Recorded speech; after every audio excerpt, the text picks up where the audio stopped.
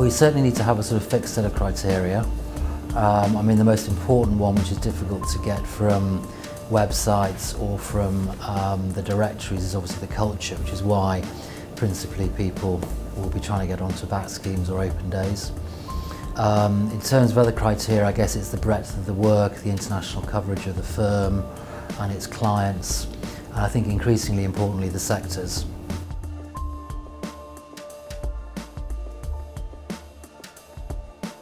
I think we're looking for our trainees to be open-minded when they approach each seat. We want them to throw themselves into that area of the law, to really expose themselves to the practice, to come up with innovative solutions to problems that clients have, but when they're presenting advice to clients, working within the teams, to really take pride in what they're presenting, that they're presenting themselves and Shoesmiths in the best possible way.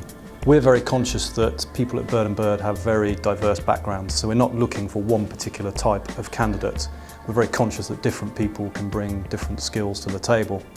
But we are looking for certain qualities, such as someone that has good commercial awareness, someone that approaches problems in a creative way, and someone that already has a little bit of an interest in some of the sectors that we specialise in.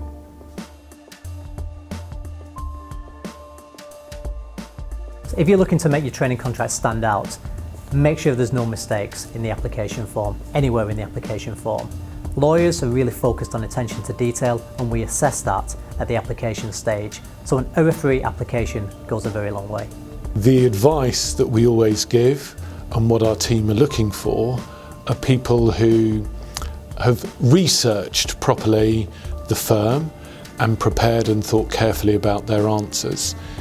It shouldn't be the case that you can cut and paste an answer from one application and put it into an application to Dechert. You need to think about the question that Dechert's asked and how best to give your answer. If you just come up with something generic as a one-size-fits-all, then you're not going to do yourself justice, you're not going to stand out, and that therefore is going to create problems for you with the application. On the training contract application form, there'll also be some open text questions. So this is where you can really show us what you understand about the firm, you demonstrate your commercial awareness, demonstrate why you want to be a lawyer. Make sure every answer is specific to the law firm though. Don't use any generic answers, because when you're reviewing application forms again and again, you can spot the generic applications. If you're going to an assessment day for a training contract, first of all, you really need to understand yourself. There'll certainly be questions around what your motivations are, maybe what your strengths are, what your weaknesses are. Really prepare for those types of questions. But also really understand the legal sector, different practice areas, how law firms make their money, different trends within the legal sector. Again, chances are you'll be asked questions about this. Research the firm, research Dechert. We want to understand why you want to apply to Dechert specifically, and information relating to that is key. But the most important bit of advice is to be yourself, but be the very best version of yourself, be on best behaviour throughout the interview, and make sure to give it the most positive impression of yourself you can. You should also really understand the individual firm that you're applying to. They're all very different, so really understand the culture, what their specialisms are, what deals they're working on, and what matters they're working on.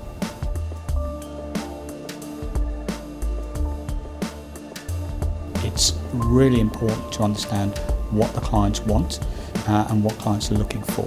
It's also important to look to get experience more generally about your industry sector. Now that's not so applicable to trainees because they haven't yet decided which area they're going to specialise in, but it's an important factor. For any client's secondment, it always gives you a great insight into how that client's business works on a day-to-day basis and how our legal advice fits into that.